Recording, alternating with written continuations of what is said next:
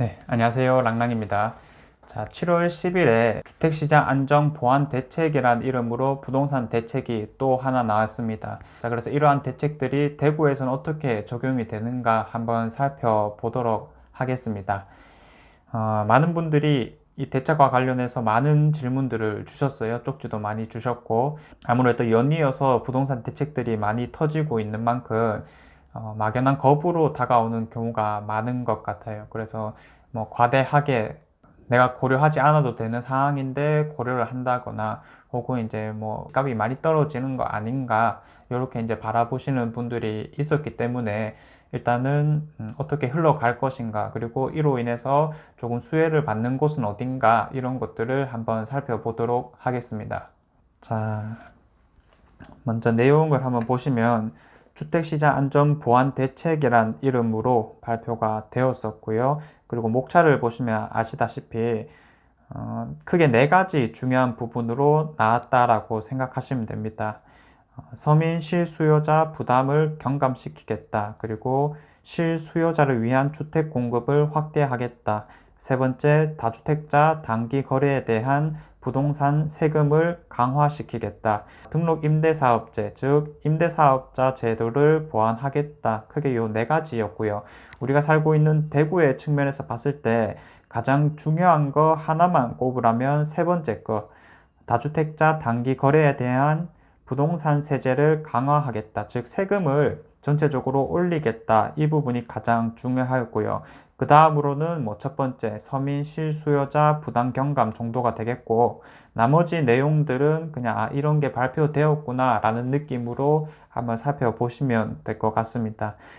자, 먼저 전체적인 배경을 한번 살펴보면 코로나와 지속적인 부동산 규제 정책에도 불구하고 부동산 가격은 전혀 잡히지 않는다라는 거죠. 오히려 부동산 규제가 새로운 호재로 작용하여서 매번 풍선 효과가 나오고 있는 상황인데, 여전히 낮은 저금리 상황과 시중에 많이 풀리고 있는 돈으로 인해서 그 돈들이 다 부동산 시장에 들어올 것이다. 즉 부동산 가격은 더욱 상승할 것이다. 예측 가능한 부분이었습니다.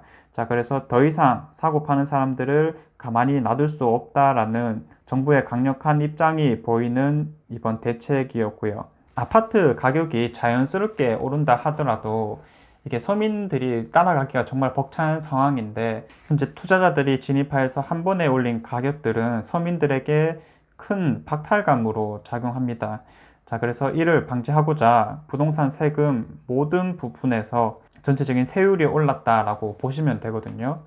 자, 먼저 우리가 매매를 하면 취득세를 내게 되잖아요. 그래서 이 부분부터 한번 살펴보자면, 자, 현재는 3주택까지는 주택 가액에 따라서 1에서 3% 정도를 내게 되고요. 4주택부터 4%의 세금을 내기 때문에 지금 4주택 이상으로 가지고 있는 사람은 팔까 말까 이러한 고민들을 할 때였는데, 이번에 또 개정이 되어서 2주택부터는 아예 8%로 잡았습니다. 자, 그래서 2주택 8%, 3주택 12%, 4주택 12%, 즉 3주택부터는 또 12%라고 보면 되고요. 법인 같은 경우에는 1주택, 2주택 이런 거 따지지도 않고 바로 12%를 내게 되었습니다. 자, 그래서 제가 좀 전에 말씀드렸던 4주택부터는 팔아야 되지 않을까 이렇게 이제 고민하고 있으신 분들이라면 개인 사업자를 내거나 법인 사업자를 내므로써 또 회피하려는 경향이 있었기 때문에 법인에도 12%를 바로 적용했다라고 볼 수가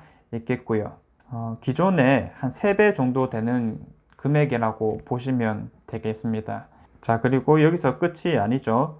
너가 만약에 취득을 하고 이를 단기적으로 판다라고 하면 최고 세율인 70%까지 부과를 하겠다라는 거였어요. 자, 그래서 현행부터 한번 살펴보면 기존에 너가 주택을 가지고 있는 경우에는 1년 미만에 보유했을 때 40%의 세금을 내게 되고요. 1년이 지나면은 기본 세율이 부과되었고, 그리고 작년 12, 16 대책으로 이러한 것들이 조금 더 세져서 1년 이내는 50%, 그리고 2년 미만이면은 40%, 2년이 넘었을 때부터 기본 세율이 부과가 되었습니다. 자, 그래서 2년 안에는 못 팔겠다 이런 식으로 방향을 잡았었는데, 이게 제대로 시행도 되기 전에 또 한 번 개선이 되었어요. 자, 그래서 너가 만약에 1년 안에 팔면 이제는 70%까지 부과를 한다라는 거고요. 그리고 2년 안에 팔면은 60%, 2년 이후에 기본 세율로 넘어가게 되었습니다. 자, 이 부분들은 어차피 40%였을 때도 충분한 부담이었기 때문에 이게 70%, 60% 되었다 하더라도 현재 투자자들은 그냥 2년 있다 팔면 되지 이런 식으로 이제 생각하고 넘어갈 수 있는 대목이었는데, 가장 중요한 부분은 분양권이 바뀌었다라는 겁니다.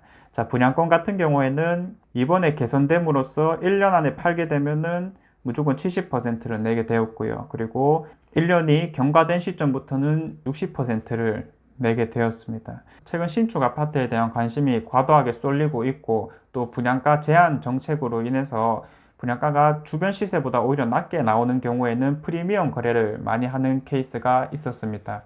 자, 그래서 그 프리미엄에 대해서도 이제는 규제를 할 것이기 때문에 이런 프리미엄 거래를 없애겠다, 실수요자를 보호하겠다라는 의지가 보였습니다. 자, 그런데 이러한 것들은 2021년 6월 1일부터 또 시행이 될 것이기 때문에 실수요자의 측면에서는 엄청난 기회가 될 수 있겠다, 이런 생각이 들었습니다. 자, 그 밖에도 이제 우리가 보유를 함으로써 내는 재산세라거나 아니면 종소세 이런 부분에서도 변경이 있었거든요. 우리가 신탁 회사에 신탁 명의를 넘기게 되면 이 보유세 같은 경우에는 그 신탁사에서 내게 되었어요. 그래서 조금 회피하고자 하는 사람들이 일부러 신탁 회사에 넘기기도 했었는데, 이를 원래 소유자한테로 재산세를 부과하겠다라고 하였어요. 그래서 이러한 세금을 피하는 방법들을 좀 방지하겠다라는 거였고요.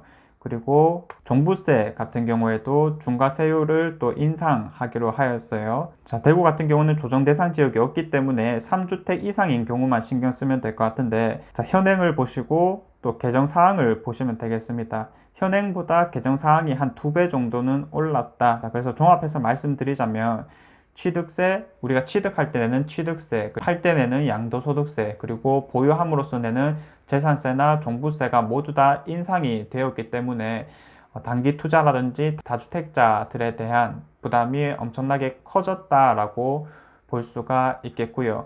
그리고 나머지 것들은 간단하게 한번 살펴보면, 서민과 실수요자를 위한 생애 최초 특별공급 적용 대상 주택 범위 확대, 이거를 국민주택뿐만 아니라 민연주택에도 7%를 배정하겠다라는 거였고요.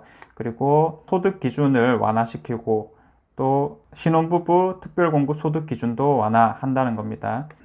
그 밖에 취득세 감면, 규제지역 LTV 10% 우대, 소득 기준 완화, 청년층 전월세 대출 지원 강화, 그리고 월세 대출 금리 인하, 이런 부분들이 있었고요. 특별한 설명보다는 해당되시는 분들은 여기에 맞춰서 좀 더 꼼꼼하게 보시면 될 것 같습니다. 자, 마지막으로 임대사업자 이슈인데, 단기 임대는 폐지를 하고요. 그리고 아파트의 경우에는 장기 임대를 폐지하였습니다.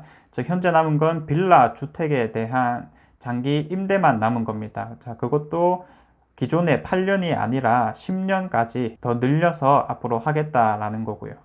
전세 같은 경우에도 원한다면 계속 살게 해주자 이런 말이 나오고 있는 상태에서, 임대사업자가 4년짜리를 유지하고 있다면 이러한 입법화하는 과정들이 조금 모순된다라고 볼 수 있기 때문에 단기는 삭제한 것이다 라고 보면 되겠고요.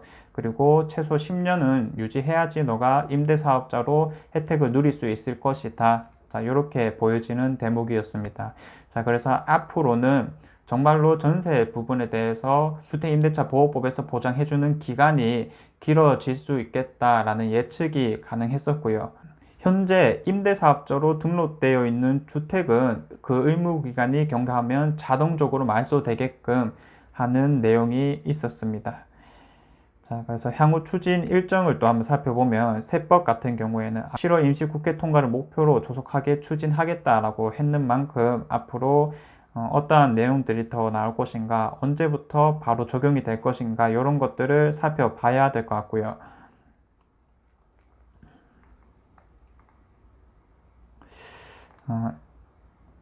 이로써 이번에 발표된 4가지 내용은 간단하게 또 한번 살펴보게 되었습니다. 자, 그래서 종합해서 또 말씀을 드리면, 다주택자들에 대해서 다방면의 확실한 규제, 그리고 단기 매도, 특히 분양권에 대한 제한 등으로 인해서 보기에 따라서 조금 상반된 입장을 확인할 수가 있을 겁니다. 프리미엄 거래를 통해서 약간의 자산 증식을 노리는 일반 투자자들은 좀 어려운 상황이 되었다라고 보시면 되겠고요. 실거주 목적의 실수요자들에게는 더없이 좋은 시기가 되었습니다. 특히 가점이 낮은 무주택의 젊은 30, 40대 분들은 분양시장을 적극적으로 노려보면 좋을 것 같고요. 또 지역적인 측면에서도 조금 상반된 입장을 확인할 수 있을 것 같은데, 역시나 다주택자들에 대한 다방면 규제, 단기 매도를 통한 시세 차익이 불가능해졌기 때문에 흔히 말하는 똘똘한 한 채에 대한 관심이 더욱 뜨거워질 수밖에 없거든요. 자, 그래서 대구 수성구 입장에서는 이번 대책이 약간이지만은 호재로 작용되지 않을까라는 생각이 들었습니다. 자, 더욱이 규제지역 LTV 비율 10%를 우대하는 실수요자 소득 기준도 1,000만원씩 상승하였기 때문에, 즉 완화가 되었기 때문에 더욱 그러하다라고 볼 수가 있겠고요. 자, 이로써 해당 수성구에 대한 관심이 조금 더 쏠릴 수 있겠다라는 생각이 들었습니다. 긴 시간의 측면에서는 부동산 양극화가 더욱 심해질 것이다, 이러한 예측이 가능했었고요. 마지막으로 투자자들 입장에서는 다소 무거운 내용이고 저 역시도 마찬가지겠지만, 최근 나오고 있는 부동산 대책들의 흐름을 살펴봤을 때 대구 안의 일반 지역들의 경우에는 다소 관망세가 이어질 수 있겠다, 자, 이런 예측이 가능했었고요. 또 이제 제 영상을 보시는 분들은 경매 쪽에도 많은 관심이 있을 거기 때문에 간단하게 정리를 하자면, 취득세나 양도소득세 부분, 또 보유세 부분에서 다 올랐기 때문에 지금 현재 아파트를 기준으로 낙찰가율이 한 90% 이상 하잖아요. 그러한 부분들이 재미가 없게 되었어요. 더 이상 한 1,000만원 정도 남기는 그러한 투자가 불가능해졌거든요. 장기적인 측면에서는 오히려 낙찰가율도 좀 떨어지지 않을까, 그래서 지속적인 모니터링이 필요하다, 이렇게 말씀을 드릴 수 있을 것 같습니다. 이 부동산 투자를 지속하면서 드는 생각은, 현재 내가 가지고 있는 이 상황이 부동산 투자하기에 가장 좋은 상황이 아닌가, 이런 생각을 한번 하셔야 된다는 거거든요. 왜냐하면 부동산 규제라고 하는 측면이 가면 갈수록 점점 세지는 것이기 때문에, 지금 내가 당연하게 생각하고 있는 세율적인 부분이라거나 아니면 정책적인 부분들이 나중에 있어서는 없을 수도 있겠다라는 생각으로 접근을 하시면 좋을 것 같습니다. 그래서 더 큰 규제가 생기기 전에 무언가를 시도하는 것도 나쁘지 않겠다라는 생각이 들고요. 이제는 아파트 신규 분양 부분이 아닌 비주택 부분에 대한 관심도도 점점 늘어날 수밖에 없는 상황이 된 것 같습니다. 자, 그래서 그런 쪽으로도 좀 공부를 시작해 보시면 좋겠다라는 생각이 들었고요. 네, 그러면 제가 준비한 내용은 여기까지였고요. 더 좋은 내용으로 한번 찾아와 보도록 하겠습니다. 감사합니다.